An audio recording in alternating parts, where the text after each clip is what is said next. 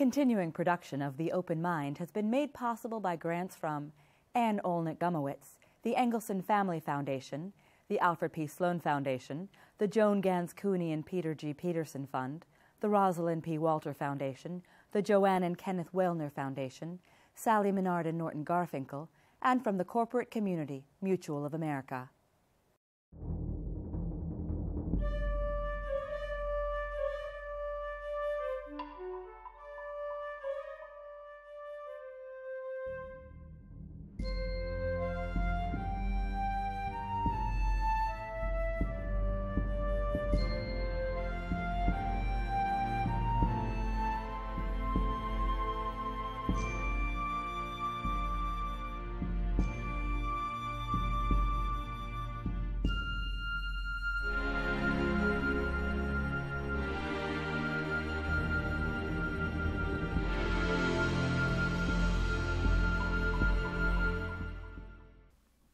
I'm Alexander Heffner, your host on The Open Mind. Not too long ago, American Civil Liberties Union President Susan Herman joined us and affirmed that in our contemporary national security state, in large measure due to the constant stream of threats against America and her allies, there's always a balance in rights. Today we turn to the beloved former governor and U.S. Senator from the state of Florida, Bob Graham, to help us be intelligent about our national security. The intelligence behind the intelligence, if you will. The former chairman of the Senate Select Committee on Intelligence, Graham was responsible for the creation of the Director of National Intelligence post in the aftermath of 9/11. Since retiring from public office, the senator has chaired the bipartisan WMD Terrorism Research Center and founded his own Center for Public Service at the University of Florida.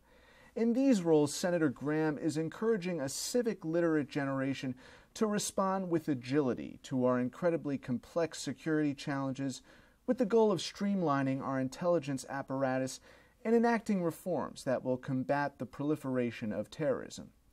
Considering the danger lurking evidenced by continued ISIL and al-Qaeda attacks against journalists, the question for the Honorable Bob Graham is whether newsrooms and our society as a whole need to be more calculating. We mustn't ever muzzle those who speak out. Political satire is deeply embedded in our American tradition.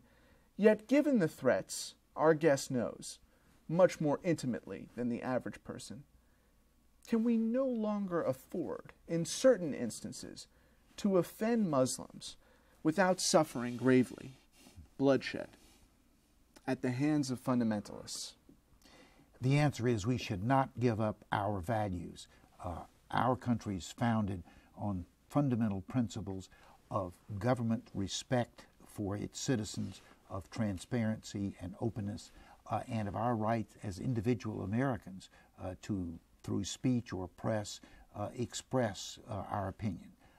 We do not need to surrender any of those values in order to be effective against the terrorist. However, there are some other things that are well within American values that we should be doing. And tell us about those. Well, I'm very concerned that the story of 9/11 has not been fully told, particularly the story of the support network which made 9/11 happen. Everyone who has seriously studied 9/11 comes to the conclusion that it is highly implausible that 19 people, most of whom didn't speak English, most of whom had only been in the United States, if at all, for a very short period of time, could have carried out a plot as complex as 9/11. Then the question becomes, well, if there was a support network, where did it come from? What was its origin? My answer to that question is that it's found in 28 pages of the final report of the Joint Inquiry Committee of the Congress on 9/11, 28 pages which now since 2003 have been censured and removed from the public view. When are they scheduled to be declassified? No one knows other than the President of the United States, who is the person who has the ability to declassify. To me, the question that demands an answer is, first, did the 19 hijackers act alone as the official position of the United States government? Directed by al-Qaeda leadership. Yes, but without external support. From foreign governments.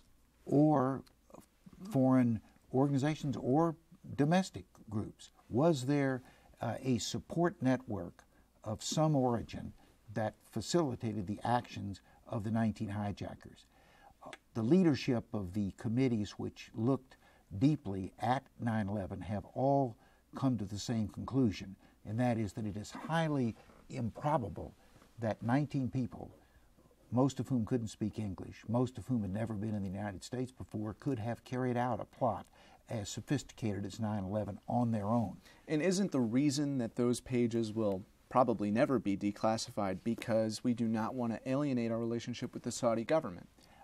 That, I think, is one of the principal reasons, but I believe that the analysis is incorrect. Here's some facts. The Saudis know what they did.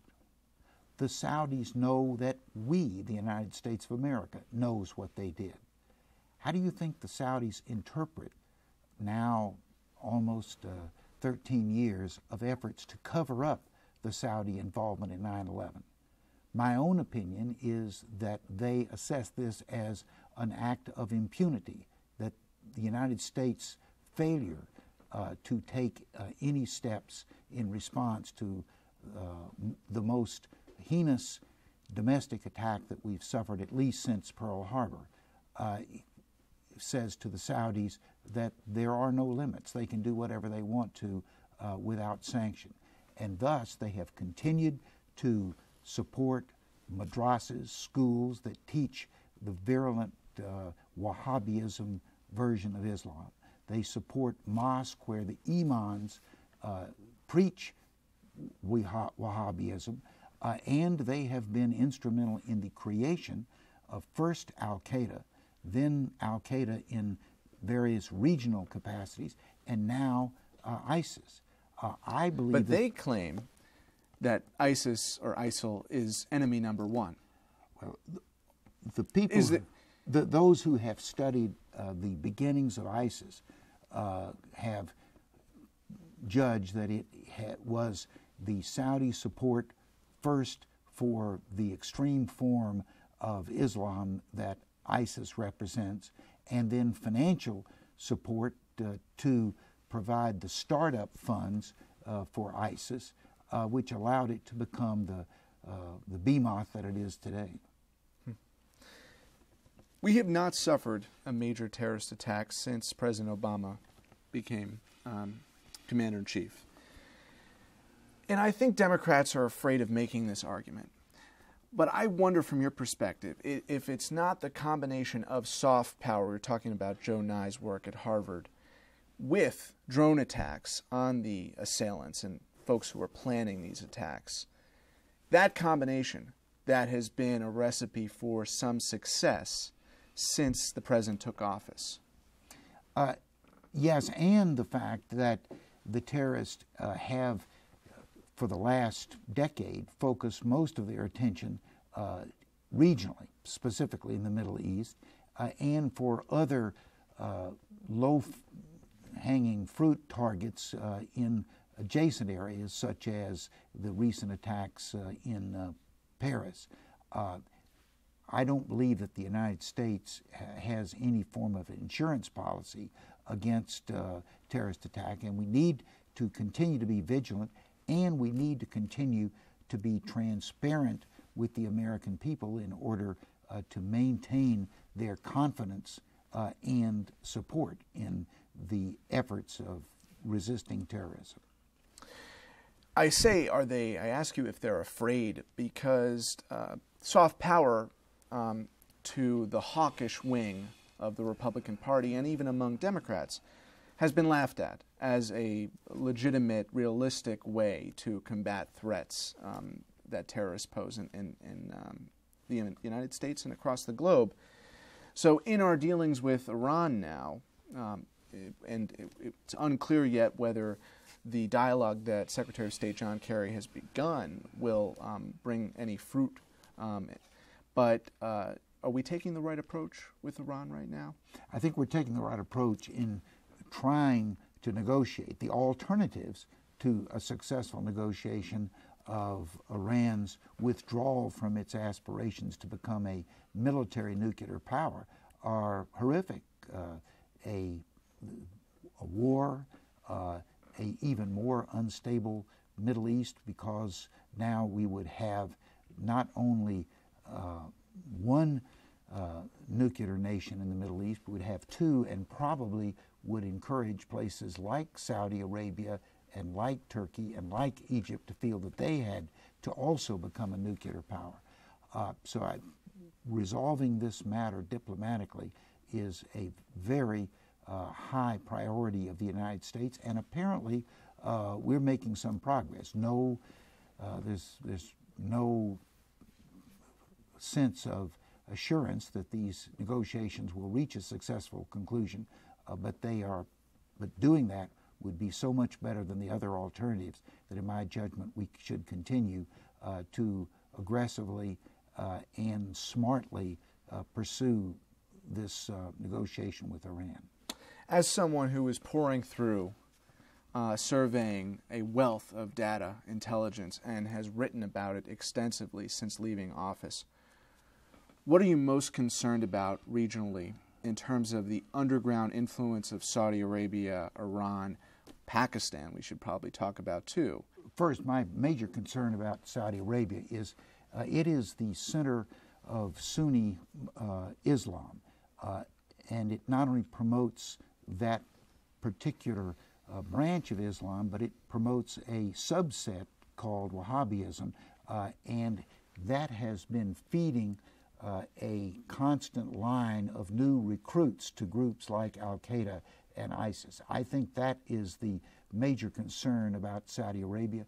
I believe that Saudi Arabia feels that they can continue to preach this extremism, put up a billboard of recruitment for the organizations that then convert that extreme religion into violent military action without any response from the United States or, to date, other Western countries.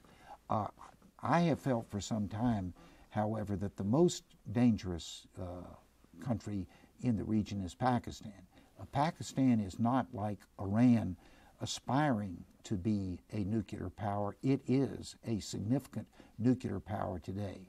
It also is a country which has had a very unstable government and an unstable relationship between the civilian and the military components of its government. It's had a long and bitter relationship with its near neighbor, India. All the elements that could lead to either an intentional or an accidental nuclear outbreak are present in Pakistan. I believe that as we have focused so much attention on places like Iraq and Iran, we have let Pakistan somewhat drop off our list of the most important countries in the world. Take us through the intelligence gathering process today. In my opinion, our intelligence services are better today than they were before 9/11. Some of the glaring problems, such as the failure of the FBI and the CIA to communicate information, which on a number of occasions, had that occurred, 9/11 probably would not have occurred. I think there are still, however, some major issues. One of those is, how do we assure that we have a continuous flow of people who are trained in the languages and the cultures of the countries that are our greatest threat? I've been impressed with the military's use of the Reserve Officer Corps, where as an undergraduate, a young man or woman can volunteer to participate in military training. If they pursue that for their undergraduate career, they will get not only a diploma at the time of graduation, but a commission into whichever military service they have elected. That means that the military is able to some degree direct the undergraduate curriculum of the students who are participating, so that if the military happens to have a need for people who are especially computer literate, or if they need people who have a specific scientific background, they can encourage their students to pursue courses that will give them that preparation. I think that's the model that the intelligence community should have. We should be encouraging young people to become involved in preparing for service in the intelligence community. The former head of the National Security Agency, which is the agency that intercepts messages, told me when I was chairman of the Senate Intelligence Committee that it took 5 years from the time that a bright undergraduate was first employed until he or she was able to be an effective part of the communications intercept system. And most of that 5 years was spent in acquiring a level of colloquialism in the languages that were being intercepted. I believe you could substantially shorten that 5-year period if you could have the young people studying that language while they are still an undergraduate, and only the final piece of their linguistic preparation would have to take place after they became a member of the National Security Agency. You're highlighting that surveillance is key, interception and surveillance of information. Did Edward Snowden compromise our security? Well, Edward Snowden violated his own commitment, which was a commitment of confidentiality that is common throughout the intelligence community. Because it's been publicly assessed that these surveillance gathering forces are going to have to work anew to collect information in new forms because of the disclosures. In other words, these terrorists are routing their communications differently as a result of his disclosures. And that's an example of the consequence of his violating his oath.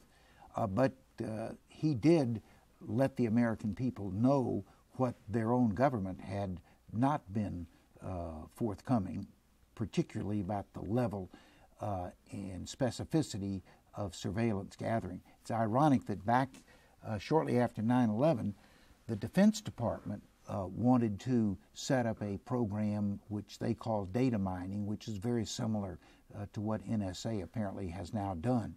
Once that became known, there was such an outcry that the Defense Department was going to be collecting individual information on individual telephone calls that that operation was shut down.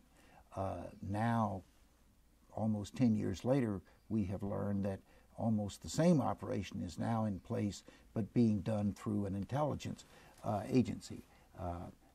I have the same concerns today that we did back in 2003 and 4, and I hope that this Congress will look seriously at our overall surveillance operation and enact the reforms necessary to assure that our individual liberties and privacy are being protected as we try to protect the society through enhanced intelligence. So what's the most critical way to do that? One of the things is that I think the access and the use of information gathered should be much more of an individual matter, similar to getting a warrant to search your home. That warrant has to be for a specific address, for specific purposes that can convince a court that there's a reasonable expectation that whatever the criminal act has been committed, and that house contains evidence of that. Mm-hmm. I think that level of specificity should be required before they can start collecting Alexander's telephone number. It's the same thing Sue Herman said of the ACLU. She doesn't have a problem with it because she lives in New York. The ACLU is headquartered there. She understands the potential for a nuclear attack in the capital of the world, but she wants it all through warrants. Mm. And that's really what you're saying, that surveillance is appropriate as long as it's warranted. Yeah, and this goes back to the beginning of the country. The British in the colonial period had a practice of rummaging through people's homes or businesses for whatever information they wanted without any judicial oversight or control.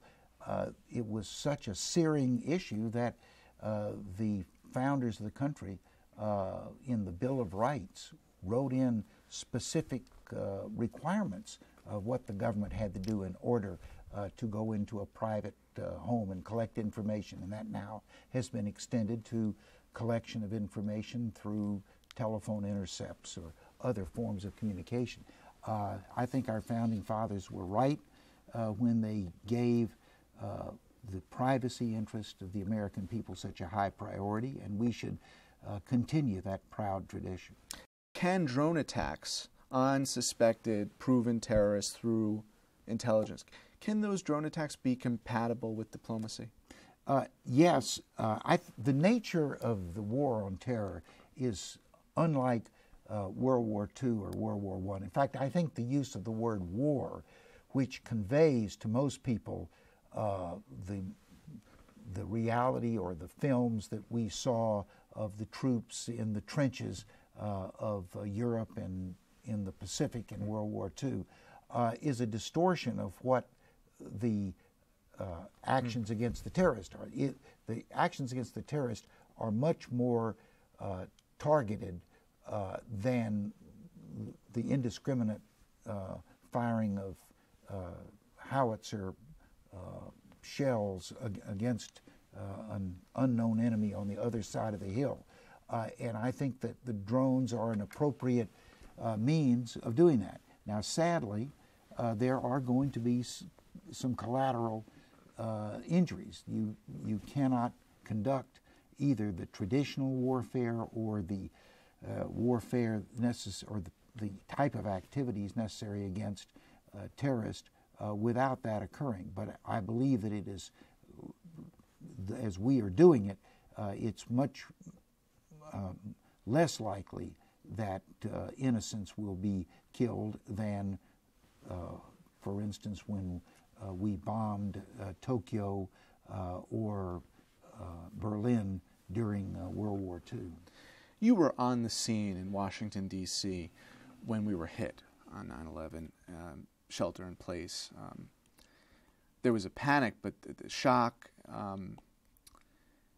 There was a palpable sense of community, of unity, of American camaraderie. I'm concerned about this, too. You chair, and you founded a center at the University of Florida, Gainesville, that is precisely trying to achieve civic literacy, understanding of domestic and world affairs, so that we don't lose that pulse. Well, and beyond that, I think one of the ways that you quicken the interest of all people, but particularly younger people, is to not just give them a textbook, but give them an opportunity to be directly involved. I believe the principal weakness of our teaching of civics and civic responsibility is not that people don't know that there are 435 members of the U.S. House of Representatives. You can go to several sites on your computer and get that information. What I think is the weakness is that we haven't given people the skills to actually make a difference. You see a problem in your school, your neighborhood, your state or nation, and you want to solve it, but you don't know how to start the process of solving it. That, to me, is what young people need. And I believe once a young person has been engaged and has particularly shown success, they've actually changed the way an activity was conducted, that gives them a sense of participation, of being part, not on the sidelines, but on the field of our democracy, and makes it more likely that over the course of their lifetime, they will be involved in other areas in which they feel change is required. That sounds like a very innovative clinical approach to civics. What are those skills? that you hope the students at your institute, your center, will take away? Well, I wrote a book after having taught a class first at a high school in Miami and then at the Harvard Law School, at the Harvard Kennedy School, and then wrote a book called America, the Owner's Manual, and it outlines with case studies what I think are the essential skills of effective citizenship. Just to mention a few, one is framing the issue. How you define the problem that you're trying to solve has a great influence on your ability to solve the problem and your ability to gain supporters. As an example, a very successful group today, which started in the late 1970s, were Mothers Against Drunk Driving. That was the way they defined the problem. And they were able, in a dramatically short period of time, to fundamentally change the culture of America as it relates to drunk driving. That's one skill. Another skill is how do you build coalitions? How do you get other people to share the goal that you have? Another is understanding the decision makers so that when you sit down across the table of a member of the state legislature or the mayor of your town, you not only know what you want to accomplish, you know what that person, what his or her hot buttons are. How do you go about presenting your issue in a way that's most likely to get a positive response? Those are just a few of the skills of effective citizenship. I do want to thank you. Yeah. Thanks for being here, Bob. Thank you very much, Alexander. And thanks to you in the audience. I hope you join us again next time for a thoughtful excursion into the world of ideas. Until then, keep an open mind. Please visit the Open Mind website at 13.org/openmind to view this program online or to access over 1,500 other Open Mind interviews. And do check us out on Twitter and Facebook at Open Mind TV for updates on future programming.